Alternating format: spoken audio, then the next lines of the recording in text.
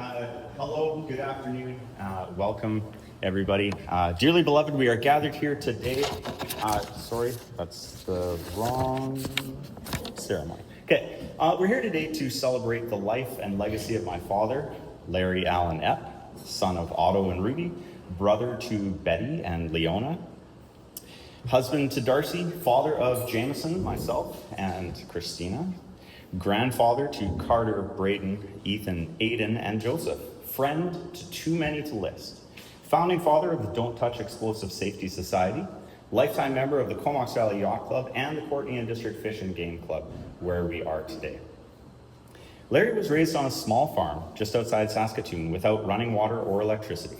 Farm chores, including hauling water, were his whole life. He dreamed of one day being a cowboy or a salesman, and you can guess which one won. He described himself at times as adventurous, never serious, just curious. And this, of course, meant that when he was a teenager, he spent lots of time hitchhiking around Western Canada, getting into trouble. And a good example of this is in grade 9, he had a project where his teacher had said that he wanted to show off a rock collection. So, of course, that meant that my dad promptly got in a car, hitchhiked out to Drumheller to collect fossils, was missing and off the radar for 3 days, back in the good old days when we didn't have cell phones. And he came back and he got top marks on his project and several days worth of detention because of it. So, Larry was proud of his many accomplishments over his lifetime, some of which I know of. You can tell which ones were his favorites by how many times he retold the story. So here's a few. He was, at one time, the top male Tupperware salesman for all of Western Canada. When he was working for Brunner Lay Hard Metals, he saw a 600% increase in sales. He brought high-speed videos of explosives to Orica, Canada, when he was working for them. When he was working for Arbutus RV, 10 out of 12 years, he was the top salesman. And his all-time favorite, that he told me about many times, is how he spent his 18th birthday in jail in 2 countries after borrowing his father's car and driving to Mexico. My father was a man of many talents and had many experiences over his lifetime.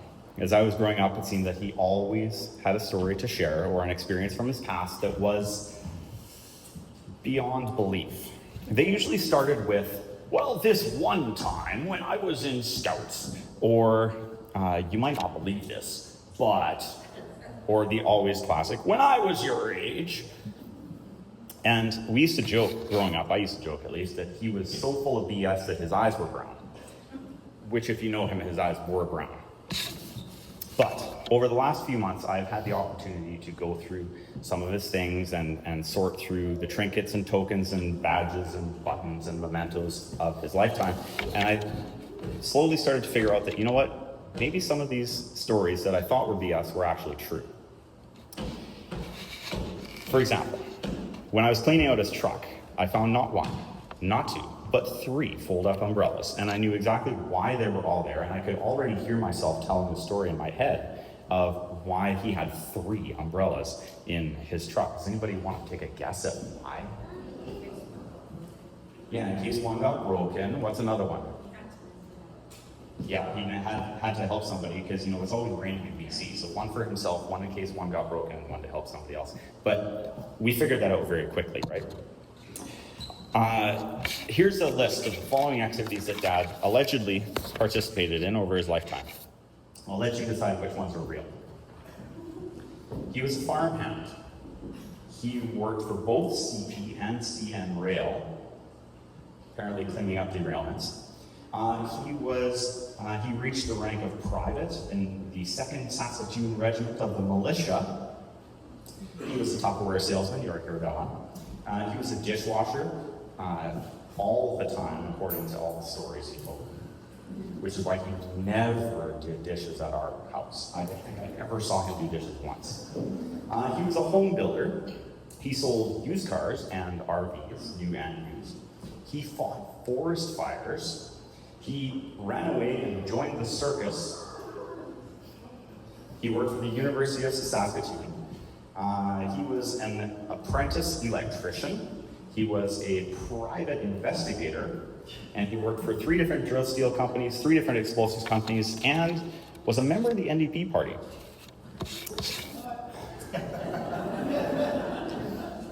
Like I said, you get to choose whether they're real.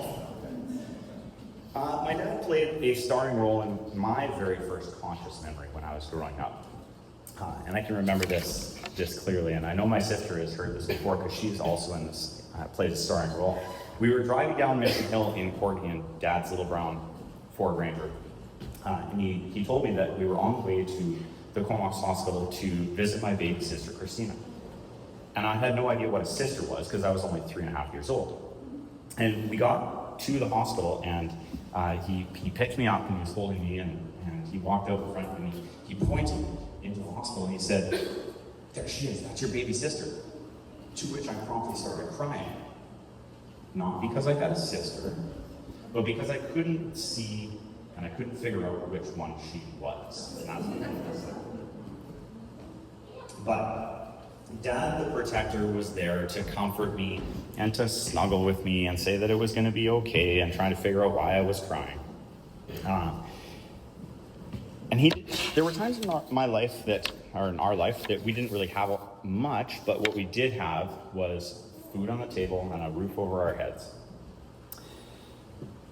We had to get creative sometimes with our entertainment, cardboard boxes for the win, and didn't eat out much, but growing up, we felt like we were rarely missing out. And even right down to his final moments, Dad tried to protect us from feeling the pain of loss.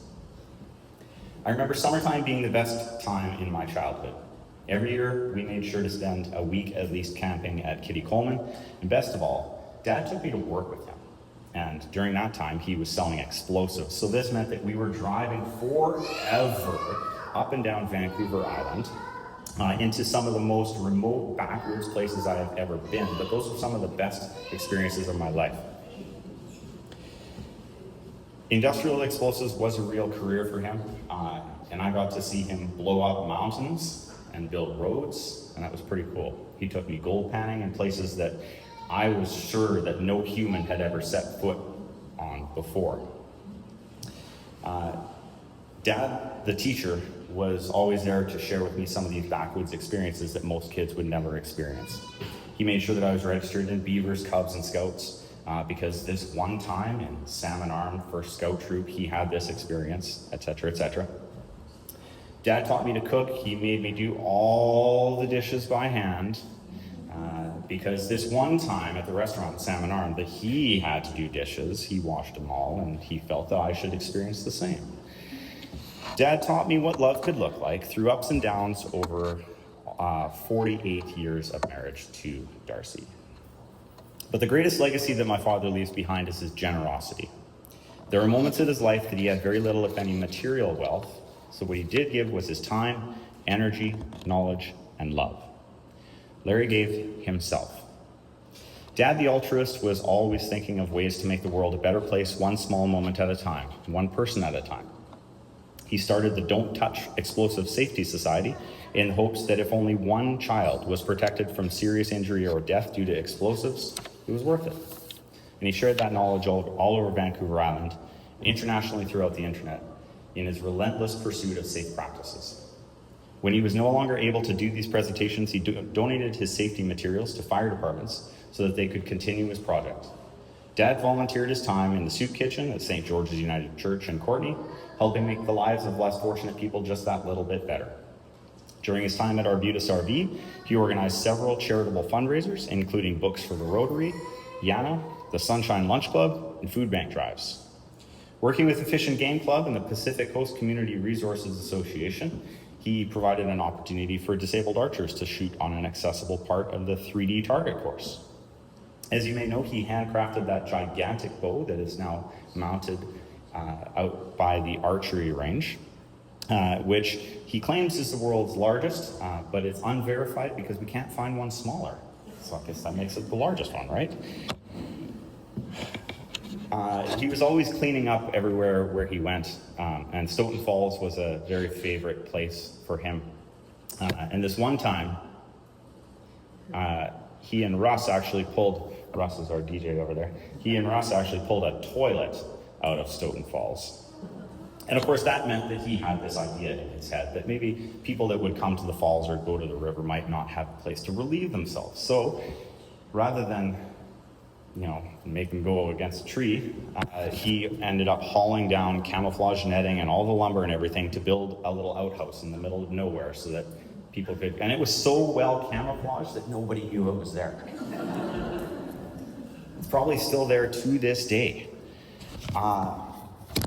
Even after he passed, Dad was able to pass on some of his local lore and knowledge to other people. We were having a garage sale a few weeks ago, and these two motorcycle guys came by, and they were, on their adventure. They went up through the Rockies, and they came down through BC, and they were up.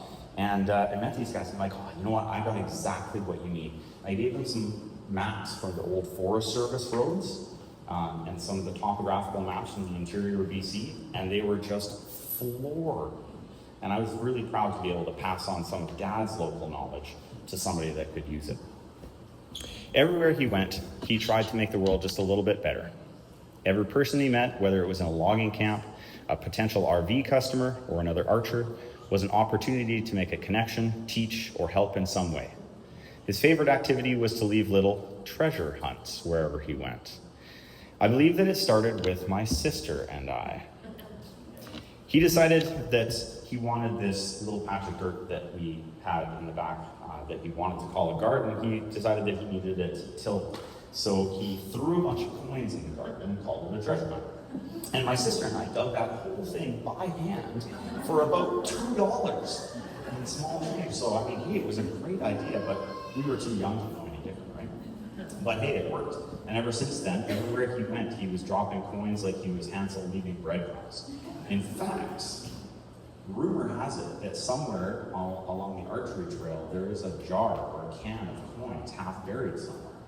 In fact, there might even be some hidden in this very room. Is that right? No, it's coffee.